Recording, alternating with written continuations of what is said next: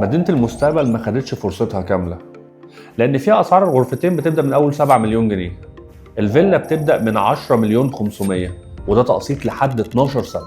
ميدار دي الشركة الإماراتية اللي مسؤولة عن المستقبل سيتي، واللي بالمناسبة هي مدينة محوطها سور بالكامل. أي مدينة جديدة بيفرق معانا مين المطورين اللي موجودين فيها.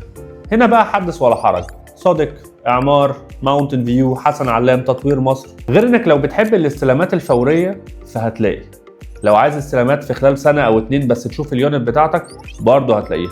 لو عايز حاجة استثمار على مدة طويلة واستلامات 4 أو 5 سنين برضه هتلاقيها مع شركات كبيرة جدا.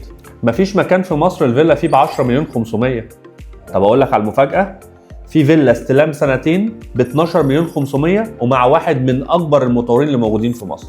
الشراء ما بقاش للسكن بس، اللي بيشتري النهارده بيسبق السوق 3-5 سنين، لأن الأسعار هنا أقل من قيمتها الحقيقية. ومع التشغيل الكامل الفرق في إعادة البيع هيوصل ل 40 أو 50%. وهنا نيجي لأول حاجة قلناها، إن المستقبل سيتي فعلا مش واخدة فرصتها كاملة.